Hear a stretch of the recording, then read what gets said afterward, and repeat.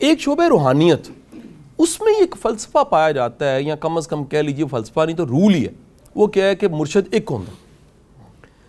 لیکن آپ کو واضح کر دوں کہ زندگی کا ہر شعبہ جس کو امپرومنٹ کی ضرورت ہے اس کو مرشد چاہیے. یہ میں نہیں کہہ رہا، یہ آیت نمبر 43 سورہ نحل میں اللہ خود فرماتا ہے اگر تم نہیں جانتے تو جو جانتا ہے اس سے پوچھ لو. اب یہ مانیے کہ کوئی ایک بندہ ایسا نہیں ہو سکتا جس کو سب کچھ پتا ہو، یہ نہیں ہو سکتا. مرشد گوگل ہو سکتا ہے جو اپنا اوپینین ریسرچ کچھ نہ کچھ بتائے آپ کو.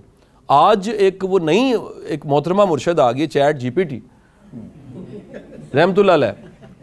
تو اب یہ اتنا بڑا چیلنج ہے کہ یہ ایک کوئی چیز ایسی ہو سکتی ہے لیکن بندہ نہیں ہو سکتا. ہم انڈو پاک کے لوگوں کے پرابلمز ہیں کچھ، ہم لوگ بڑی چیزوں میں کنفیوز ہیں. میں آپ کو چھوٹی سی مثال دیتا ہوں. ہم لوگ بعض اوقات ادب اور ریلیونسی کہ اس سے یہ ریلیونٹ بھی ہے اس میں کنفیوز ہو رہتے ہیں. لائک مثال دیتا ہوں میں آپ کو.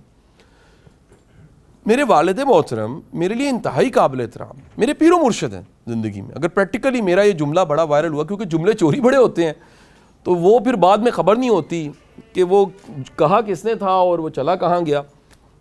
تو وہ کہیں وائرل میں ایک بڑا فیمس ہے کہ جس پہ کرم ہو اس سے پنگا نہیں لینا چاہیے. یہ میرا لیکچر ہے، یہ اشفاق صاحب کی کسی کتاب میں نہیں ہے، یہ واسف صاحب کی کسی کتاب میں نہیں. یہ وہ ورڈز یوز ہی نہیں کرتے تھے. پنگے کا ورڈ جو ہے نا میری عوامی بولی زیادہ ہے، میں تھوڑا سا ایک اسلوب کی جو ایک پراپر اردو ہے اس سے باہر نکل جاتا ہوں، پنجابی یوز کر لیتا ہوں. تو ہوا یہ کہ یہ جو ہمارے ہاں ایک کانسیپٹ پایا جاتا ہے کہ مرشد ایک ہوتا ہے، یہ مرشد روحانیت میں ایک ہوتا ہے. میں اپنے والد محترم جن کا یہ مجھے پورا یقین ہے کہ وہ میرے سے مخلص ہیں، میرا ایمان ہے کہ میری زندگی میں ان سے زیادہ میرے قریب کوئی نہیں ہو سکتا. میرا ایمان ہے کہ ان کے احسانات کا بدلہ تو میں کبھی اتار ہی نہیں سکتا. لیکن مجھے یہ اعتراف کرنے میں بالکل شرم نہیں کہ وہ زندگی کے ہر شعبے کے بارے میں نہیں جانتے. اب میں اپنی عقیدت اور محبت میں انہیں ایک امتحان میں ڈالوں اور ان سے وہ پوچھنے کی کوشش کروں جو انہیں پتہ ہی نہیں ہے، انہیں خبر ہی نہیں ہے، اور جب وہ جواب دیں تو میں اسے تبرک سمجھ کے زندگی میں سینے سے لگائے چل پڑوں. تو اس میں دراصل جاہل میں ہوں. آپ میری بات سمجھ رہے ہیں؟ یہ بڑا مشکل نقطہ میں نے بیان کیا کہ عین ممکن ہے کہ پھر بھی اس کے باوجود مجھے کہ گستاخی کر گیا ہوں، میں والد کا بے ادبی نہیں کرنی چاہیے. میں نے واضح بتایا کہ ایک ایسا شعبہ جس کا آپ کے سب سے پیارے رشتے ماں اور باپ کو نہیں پتا، ثبوت دوں، آپ کبھی بھی اپنی میڈیسن جو ہے وہ امی اور ابو سے پوچھ کے نہیں لکھواتے. آپ کو کڈنی کا مسئلہ ہے تو نیفرولوجسٹ کے پاس جاتے ہو. آپ کی کھانسی ٹھیک نہیں ہو رہی اور چیسٹ میں پرابلم آ گیا، آپ اوپینین لیتے ہو جا کے ایک پلمنالوجسٹ سے، وہ بتاتا ہے کہ یہ سیرپ چھوڑ دو، یہ ایگریویٹ کر رہا ہے. آپ ایگزیکٹ ایک بندے کے پاس جاتے ہو کہ یہ جو میری پلاہٹ ہے، یہ جو بلڈ کا ڈاکٹر ہے وہ آپ کو بتاتا ہے کہ یہ میڈیسن لینی ہے، یہ نہیں لینی ہے آپ نے، حالانکہ زیادہ مخلص اماں اور ابا ہے. تو ہم نے یہ کتنا ظلم اور ستم کیا کہ اپنے پیر کو ہر مسئلے کا حل سمجھ لیا روحانیت میں. میں واضح کر دوں، ہم پیر کو، اتالیق کو، مرشد کو کیوں نہ سب سے خوبصورت نام جسے سرکار دو عالم صلی اللہ علیہ وسلم نے فخر کے ساتھ بیان کیا ہے کہ میں معلم ہوں، میں استاد ہوں، مجھے استاد بنا کے بھیجا گیا. وہ جو استاد ہے اس پوری کائنات میں پیر کامل صرف ایک ہی ہے جن کے قدموں کی خاک ہم بن جائیں، بڑی بات ہے، جو زندگی کے ہر شعبے میں کمال ہے. جو آپ جا کے ڈھونڈیے پوری ریکارڈڈ ہسٹری 10,000 سال کی ہے، جس میں کتاب کی اور لکھنے کی ہسٹری جو ہے وہ صرف 2-3 ہزار سال کی ہے. لکھنے کی ہسٹری 1400 سال پہلے جب پیغام الہی آ رہا ہے تو اسے لکھا کیسے جا رہا ہے؟ پیپر نہیں دریافت ہوا تھا. پیپر کی ہسٹری 700 سال پرانی ہے. یہ ساری ریکارڈڈ ہسٹری میں ایک ایسا شخص آتا ہے جو آ کے کہتا ہے کہ جی میں نے دنیا کی شخصیات کے امپیکٹ کو دیکھتے ہوئے، ان کے کنٹریبیوشن کو دیکھتے ہوئے، دنیا کی تہذیب و تمدن پہ جو اثرات پڑے ان کو معیر کرنے کے لیے میں نے دیکھنا ہے کہ اس میں بڑا کون تھا. اور وہ 1979 میں مائیکل ہارٹ دی 100 لکھ کے دیتا ہے اور پہلا نام نامی سرکار دو عالم صلی اللہ علیہ وسلم کا لکھتا ہے کہ دنیا کی تہذیب میں سب سے بڑا اگر کوئی اثر کسی ایک شخص کی وجہ سے پڑا. میں آپ کو اگلی ایک بات بتا دوں، یہ نکتہ شاید ہی آپ کو کسی نے بتایا ہو. دنیا کی ریکارڈڈ ہسٹری میں صرف ایک شخص ہے جس نے کہا میرا کام مکمل ہو چکا ہے. ہم کیوں نہ اس کو فالو کریں, اس پیر کو فالو کریں جس نے کہا کہ اے اللہ گواہ رہی, جو اسائنمنٹ میری تھی, میں مفہوم بتا رہا ہوں, جو میرا مشن تھا, جو میرا کام تھا, جو میں نے کر کے دکھانا تھا, جو تو نے مجھے حکم دیا تھا, میں نے مکمل کر دیا. ہم ہر اس شخص کو فالو کرتے ہیں. یہ میں بڑی معذرت کے ساتھ کہہ رہا ہوں, آپ سب کے پیر ہیں میرے لیے محترم ہیں, آپ سب کے رول ماڈلز ہیں میرے لیے محترم, میرے اپنے استاد ہیں میرے لیے بڑے محترم ہیں, لیکن ون لائنر یہ ہے کہ دنیا کا کوئی شخص بھی مکمل تقلید کے قابل نہیں ہے. تقلید صرف اور صرف یعنی فالو کرنا, صرف اور صرف اگر مکمل فالو کرنا ہے تو حضور کی ذات گرامی کو کر سکتے ہیں.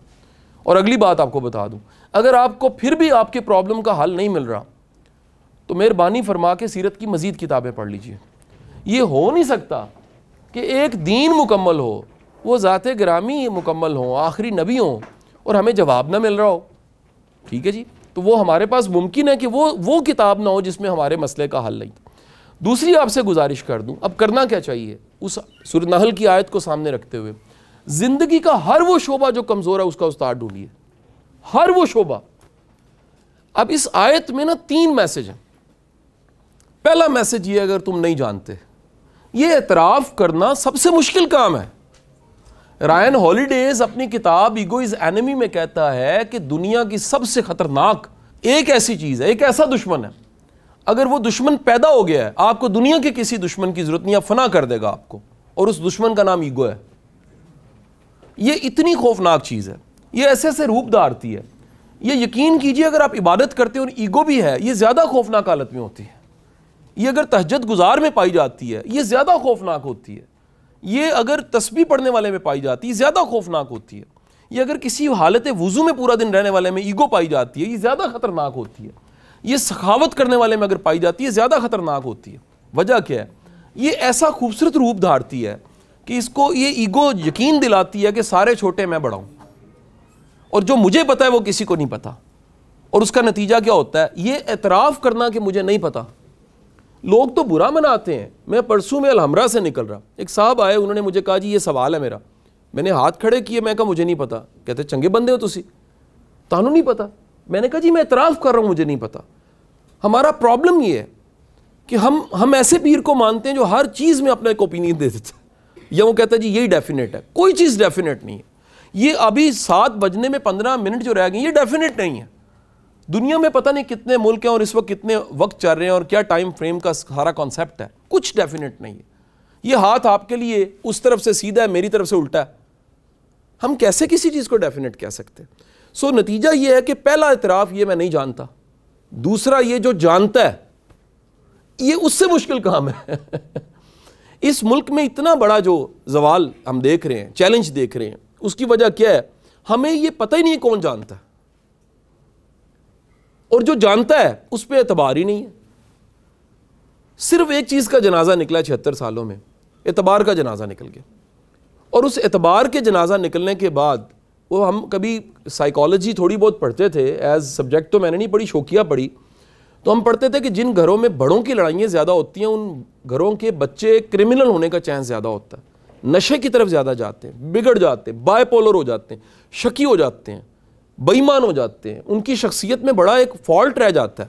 مجھے پتہ نہیں کیوں لگتا ہے, جملہ کہنے دیجیے گا ڈاکٹر صاحب, ہم 76 سالوں میں ہمارے بڑے اتنے لڑے ہیں کہ ہم بگڑ گئے.